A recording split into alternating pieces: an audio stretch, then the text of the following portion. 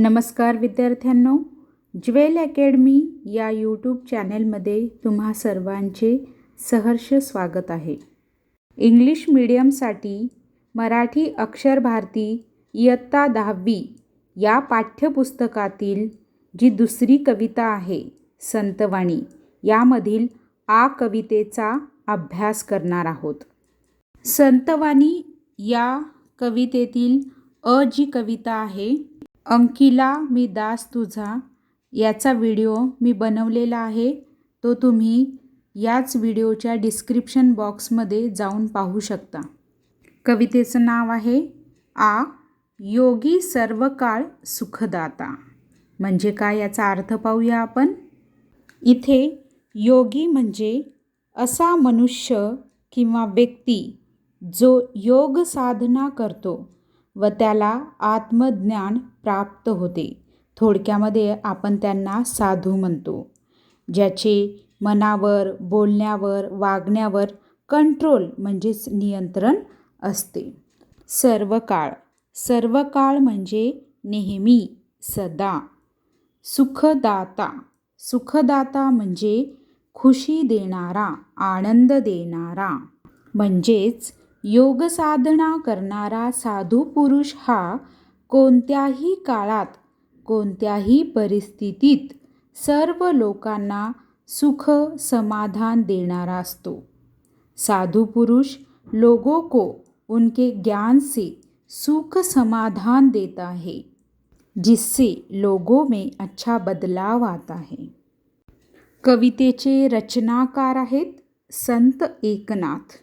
यांचा जन्म 1533 ते मृत्यू 1599 मध्ये झाला. आता आपण त्यांचा परिचय वाचूया. भागवत संप्रदायातील थोर संत कवी, 16व्या शतकातील महाराष्ट्राच्या सांस्कृतिक प्रबोधनाचे प्रवर्तक. एकनाथी भागवत, रुक्मिणी स्वयंवर, भावार्थ रामायण इत्यादी ग्रंथ, अभंग, आख्याने, गवळणी, पदे, भारुडे अशी त्यांची बहुआयामी लेखन संपदा आहे.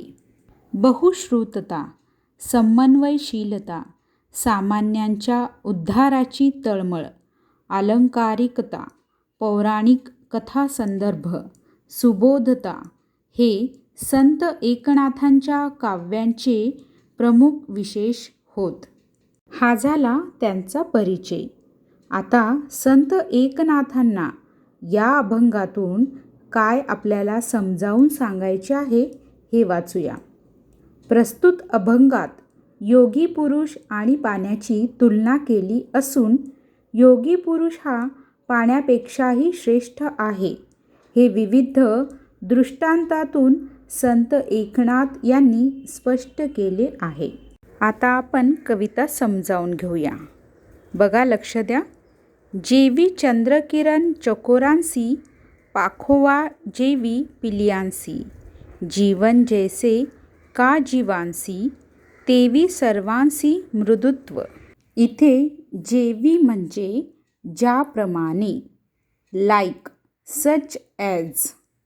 दुसरा शब्द आहे चकोरांसी. इथे चकोर म्हणजे एक काल्पनिक पक्षी, बर्ड आहे. पांखोवा, पांखोवा म्हणजे पक्षिणीचे पंख, विंग्स ऑफ अ बर्ड. पिलियांसी, पिलियांसी म्हणजे पिल्लांशी, टू द बेबी बर्ड्स. जीवन, जीवन म्हणजे इथे शब्दाचा अर्थ असा होतो पाणी. मृदुत्व, मृदुत्व म्हणजे नाजूकपणा, जेंटलनेस किंवा कोमलता, मऊपणा, सॉफ्टनेस असा अर्थ होतो. आता आपण ह्या 2 ओळींचा अर्थ समजावून घेऊया. इथे लक्षात ठेवा तुम्ही, चकोर नावाचा एक पक्षी आहे. तुम्हाला दाखवते मी पिक्चरमध्ये. चकोर एक साहित्यिक पक्षी है जिसके बारे में भारत के कवियों ने यह कल्पना कर रखी है कि यह सारी रात चंद्रमा यानी चांद को देखता रहता है और रात में उड़ने वाले कीटक कीड़े इत्यादी को खाता है. संत एकनाथ महाराजांनी आपल्या ओव्यांमधनं, ओवी म्हणजे ओवी हा मराठी काव्यातील एक छंद आहे. छंद म्हणजे कवितेची मांडणी, पद्यांची मांडणी. या कवितेमध्ये पाणी आणि योगी पुरुष यांची तुलना केली आहे. योगी पुरुष हा पाण्यापेक्षा श्रेष्ठ आहे, मोठा आहे, महान आहे, हे अनेक दृष्टांत म्हणजेच उदाहरणामधून एकनाथ महाराज आपल्याला समजावून सांगतात. चकोर पक्षी हा रात्रीचे चंद्रकिरण याला पाहून जीवन जगतो. पक्षिणी आपल्या पिल्लांना तिच्या पंखांमध्ये लपवते, त्या पिल्लांना त्या पंखामध्ये आधार देते.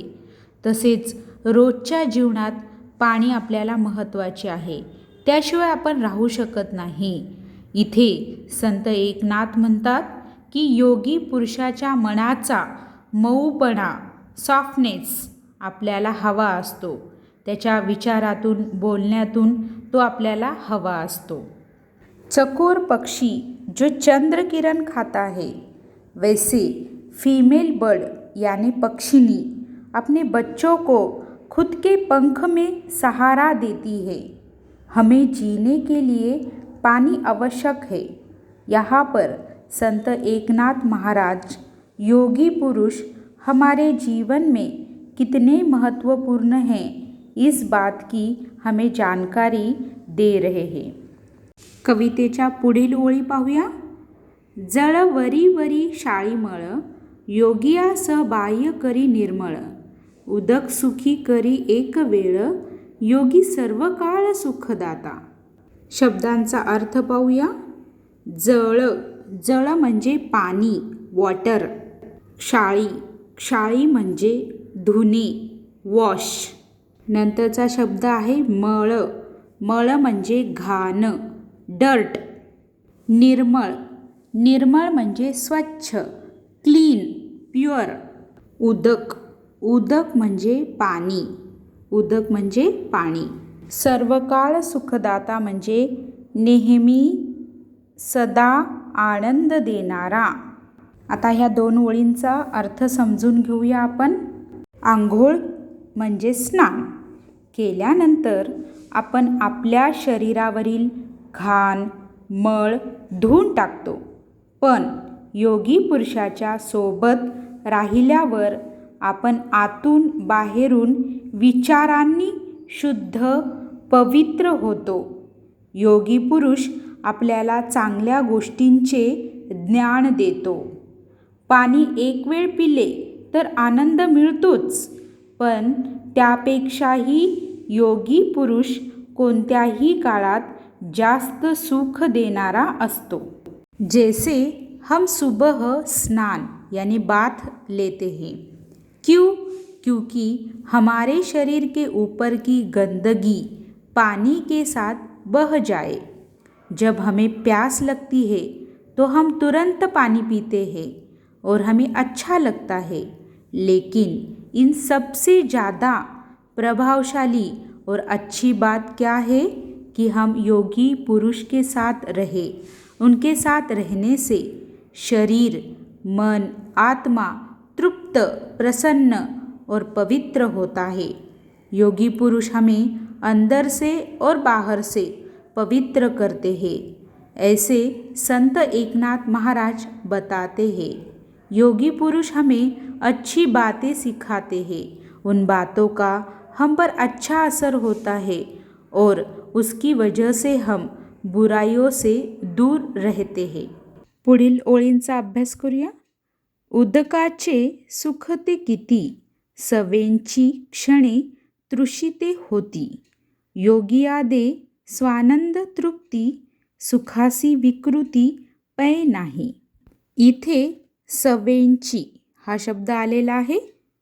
सवेंची म्हणजे पिल्याने, बाय ड्रिंकिंग. पुढचा शब्द आहे तृषिते. तृषिते म्हणजे तहानलेला, प्यासा. स्वानंद तृप्ती. स्वानंद तृप्ती म्हणजे मनातून झालेला आनंद, निरपेक्ष आनंद, इनर जॉय. विकृती. विकृती म्हणजे लक्षात ठेवा, कृती म्हणजे ॲक्शन आणि विकृती म्हणजे अशी ॲक्शन जी चांगली नाही. याचा दुसरा अर्थ असभ्य वर्तन, रॉंग डीड. आपण अर्थ समजावून घेऊया. आपल्याला तहान लागल्यावर आपण पाणी पितो. बघा, समजा मला आता तहान लागली आहे, तर मी काय करणार? पाणी पिणार. म्हणजे मला तिथे आनंद मिळाला, तेवढ्या क्षणापुरता, तेवढ्या वेळेपुरता. पण इथे संत एकनाथ महाराज म्हणतात की योगी पुरुषांकडून मिळालेला आनंद, मिळालेलं ज्ञान, त्यांनी सांगितलेले अनुभव हे कधीच आपल्याला दुःख देत नाहीत. त्यामुळे आपण सुखी होतो. त्यात विकृती म्हणजे चुकीची वागणूक, असभ्य वर्तन नसते. ते सुख मिळत राहते, कारण आपण वाईट गोष्टी, वाईट बोलणे इत्यादीपासून दूर राहतो. जैसे कि प्यास लगने पर पानी पीना, यह बात स्वाभाविक है और हमें पानी पीकर अच्छा ही लगता है. पर एकनाथ महाराज कहते हैं, अगर हम योगी पुरुषों के साथ रहेंगे, उनकी बातें समझेंगे, उस रास्ते पर चलेंगे, तो हमारा ज्ञान तो बढ़ेगा ही, उसके साथ हम दूसरों का मन भी नहीं दुखाएंगे, हमेशा सही रास्ते पर चलेंगे. योगी पुरुषों की बात सुनकर हमारी तरक्की ही होगी. हम चाहेंगे भी तो बुराई यानी विकृति हमारे पास नहीं आएंगी, क्योंकि हमें योगियों की बातें याद आती रहेंगी. पुढील ओळी पाहूया. उदकाची जी मधुरता, ते रसनेसीची तत्वता, योगियांचे गोडपण पाहता, होय निवविता सर्वेंद्रिया. बच्चों को लगता होगा इस अभंग में बहुत सारे शब्द हैं जो उनको मालूम भी नहीं है और वो बहुत कठिन भी लग रहे हैं उनको. लेकिन डरने की कोई ज़रूरत नहीं है बच्चों, क्योंकि उनका मीनिंग मैं बता रही हूँ. एवरीडे उसकी प्रैक्टिस करो ताकि वो आपको अच्छे से याद रहेंगे. ओके. शब्द है मधुरता. मधुरता यानी स्वीटनेस, मराठीत म्हणायचं गोडपणा. नंतरचा शब्द आहे रसने, म्हणजेच रसना. रसना म्हणजे जीभ, टंग. नंतरचा शब्द आहे निवविता. निवविता म्हणजे शांत करणे, संतुष्ट करणे, फुलफिलिंग. नंतरचा शब्द आहे सर्वेंद्रिया. सर्वेंद्रिया म्हणजे सर्व इंद्रियांना, ऑल सेन्सरी ऑर्गन्स. आता आपण ह्या ओळींचा अर्थ समजून घेऊया. पाण्याला चव नसते असे म्हणतात, त्याचबरोबर त्याला रंग नसतो असेही म्हणतात. पण पाणी पिल्यानंतर आपल्या जिभेला म्हणजेच टंगला खूप चांगलं वाटतं. संत एकनाथ महाराज इथे सांगतात की त्यापेक्षाही चांगलं हे योगी पुरुषाच्या सहवासात राहिल्याने आपल्याला मिळते. योगी पुरुषाच्या सहवासात राहिल्यामुळे आपल्या सर्व इंद्रियांना शांतता मिळते. कशी? लक्षात घ्या. योगी पुरुषाच्या अभंगातून, कीर्तनातून, त्याने दिलेल्या ज्ञानातून माणसाचे मन चांगले होते आणि तो चांगला विचार करतो. म्हणून तर म्हटले आहे की योगी पुरुषांनी दिलेला गोडवा, स्वीटनेस, हा मनुष्याच्या इंद्रियाला म्हणजेच त्याच्या अवयवांना शांत करतो. पानी पीने से बहुत अच्छा लगता है, पर उससे भी अच्छा कब होगा? जब हम योगियों के साथ रहे. उनका कीर्तन, अभंग, ज्ञान सुनने से हमारा शरीर शांत हो जाता है. पुढील कवितेच्या ओळी पाहूया. मेघमुखे अधपतन, उदकांचे देखोनी जाण, अधपाते निवती जन, अन्नदान सकळांसी. शब्द पाहूया आपण. मेघमुखे मेघ म्हणजे ढग आणि मुखे म्हणजे तोंड. मेघमुखे म्हणजे ढगाच्या तोंडातून. नंतरचा शब्द आहे अधपतन. अधपतन म्हणजे कमी कमी होणे किंवा नष्ट होण्याच्या दिशेने जाणे. डाऊनफॉल. नंतर आहे सकळांसी. सकळांसी म्हणजे सगळ्यांना, टू एव्हरीवन. या ओळींचा अर्थ पाहूया आपण पावसाची आतुरतेने वाट बघतो आणि हा जो पाऊस आहे तो ढगांमधून म्हणजे क्लाउड्समधून खाली पडतो, तेव्हा शेतकऱ्याला फार आनंद होतो. त्याचबरोबर आपल्याला देखील आनंद होतो. का? कारण पावसावरच आपली भारतीय शेती अवलंबून आहे आणि चांगल्या पावसामुळेच शेतामध्ये धान्य चांगलं येतं आणि त्यामुळे शेतकऱ्याबरोबर आपण देखील आनंदी राहतो. बारिश का पानी ज़मीन पर पड़ने से अच्छी फसल आती है और उस वजह से हमारे जो फार्मर रहते हैं वो तो खुश होते ही है, लेकिन हम भी खुश हो जाते हैं क्योंकि अच्छी फसल आने के लिए पानी की बहुत आवश्यकता होती है. शेवटच्या 2 ओळी पाहूया. तैसे योगी आसी खालुते येणे, जे इहलोकी जन्म पावणे, जन निववी श्रवण कीर्तने, निज ज्ञाने उद्धरी. खालुते. खालुते म्हणजे खाली, डाऊन, बिलो. इहलोकी. इहलोकी म्हणजे काय? पृथ्वीवरचे मनुष्याचे, प्राण्याचे जीवन म्हणजेच धिस वर्ल्ड. निज ज्ञाने. बघा हा शब्द खूप महत्त्वाचा आहे. निज ज्ञान. निज ज्ञान किंवा निज ज्ञाने म्हणजे काय? आत्मज्ञान, सेल्फ रिअलायझेशन. हा शब्द एकदा 10वीच्या परीक्षेमध्ये आला होता. लक्षात ठेवा. परत एकदा सांगते. निज ज्ञान म्हणजे सेल्फ रिअलायझेशन, स्वतःला मिळालेले ज्ञान. शेवटच्या 2 ओळींचा अर्थ पाहूया. योगी पुरुष जेव्हा इहलोकात म्हणजे या जगामध्ये जन्म घेतो, तेव्हा तो त्याच्या वागण्यातून, बोलण्यातून लोकांना समाधानी करतो. म्हणजेच लोकांना तो ज्ञान देतो. त्याच्या बोलण्याने लोक समाधानी होतात. त्याच्या आत्मज्ञानाने म्हणजे त्याला आलेल्या अनुभवातून तो लोकांचा उद्धार करतो.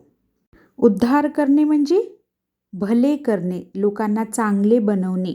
योगी पुरुष इस संसार में यानी इहलोक में जब वो जन्म लेता है, वो हमेशा लोगों को अच्छे विचार, आचार, बोलना, रहना सिखाता है और लोगों को पाप करने से दूर रखता है, जिससे लोग समाधानी होते हैं. ये सब बातें वो उसके आत्मज्ञान से यानी सेल्फ रियलाइजेशन से बताता है. यह अभंग यहाँ समाप्त होता है. तो हमने क्या सीखा इस अभंग से? हमने सीखा है कि योगी पुरुष पानी से भी श्रेष्ठ है, महान है, बड़ा है. उसके साथ रहने से हमें ज्ञान मिलता है. उसकी बातें सुनने से हमारा शरीर पवित्र होता है. ऐसे यहाँ पर एकनाथ महाराज हमें बताते हैं.